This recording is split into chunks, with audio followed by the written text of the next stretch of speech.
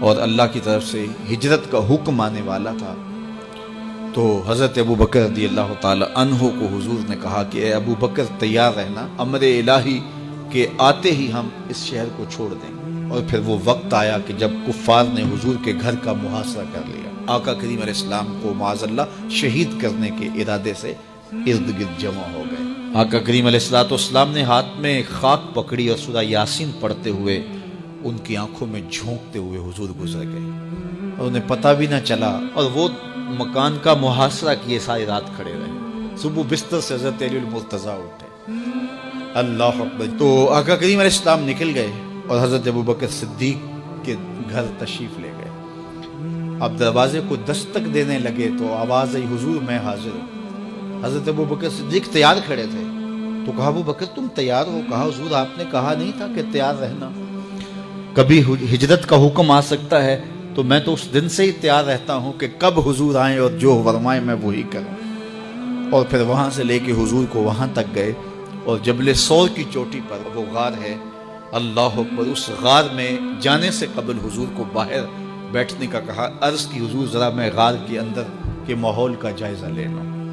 غار کے اندر اترے، پہلے اس کو صاف کیا غار کو، پھر دیکھا جگہ جگہ سوراخ تھے، تو اپنا امامہ پھاڑ کے قمیض اتار کے اس کے ٹکڑے کر کے ان سوراخوں میں کپڑا دے دیا۔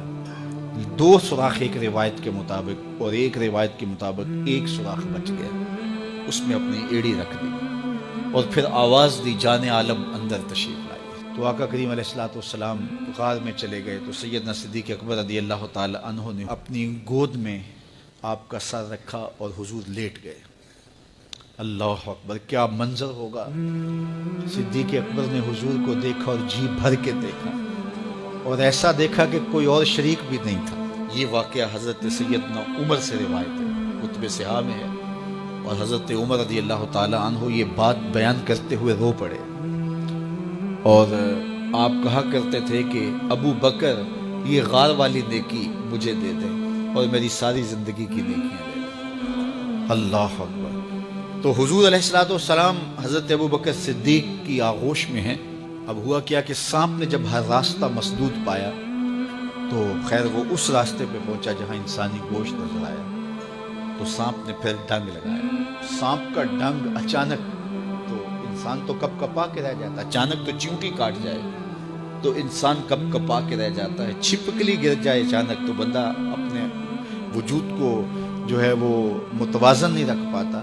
تو نیچے سے سانپ اور وہ ڈنگ لگا رہا ہے، لیکن لفظ سنیے، یہ حضرت عمر کی روایت ہے کہ حضرت سیدنا صدیق اکبر نے اپنی ٹانگ کو جنبش نہیں آنے دی، مخافت ان یتنبہ رسول اللہ، اس ڈر سے کہ کہیں حضور بیدار نہ ہو جائے۔ ساری توجہ ادھر رہی، بے اختیار آنکھوں سے آنسو ڈھلک پڑے، درد کی شدت اتنی تھی، اور آنسو گرے تو حضور کے رخسار پہ۔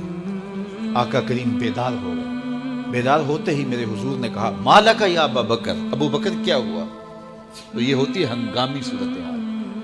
ہنگامی صورتحال میں کسی کو پکاریں یا کسی کو کوئی جواب دیں تو مروجہ آداب کی رعایت کے ساتھ جو لفظ بولے جاتے ہیں وہ ترک کرنے پڑتے ہیں۔ اس مائک میں کرنٹ تھا تو میں قریب ہونے لگا، تو آپ نے مجھے متنبہ کرنا تھا، تو میرے ساتھ آپ بہت پیار کرتے ہیں، بہت محبت کرتے ہیں، تو آپ نے اگر مجھے یہ بتانا ہو کہ اس میں کرنٹ ہے اور اگر آپ نے منہ قریب کر لیا تو آپ کو نقصان پہنچ سکتا ہے، تو میرے نام کے ساتھ 20 القاب لیں گے؟ آپ نہیں لیں گے، آپ جلدی جلدی جو ہے وہ مجھے کہیں گے جناب یہاں کرنٹ ہے، تو میں یہی سے رک جاؤں۔ یہ تو ہے کہ آپ میرے لیے کر رہے ہیں، اور اپنے لیے کسی کو پکاریں تو پھر بھی یہی بات ہے۔ اللہ اکبر۔ اب حضور نے جب کہا نا مالک یا ابا بکر، ابو بکر کیا ہوا، تو اب ہنگامی صورتحال تھی نا، تو فوراً کہتے لدغت، ڈسا گیا، مجھے سانپ نے ڈس لیا، فوراً یہ کہتے نا۔ لیکن حضرت ابو بکر تیری محبت پہ قربان، کائنات میں آپ نے ایسا عاشق نہیں دیکھا ہوگا، سانپ ڈنگ پہ ڈنگ لگا رہا ہے اور ٹانگ شل ہو گئی ہے، زہر سرایت کر گیا ہے۔ حضرت ابو بکر نے جواب دیا، لدغت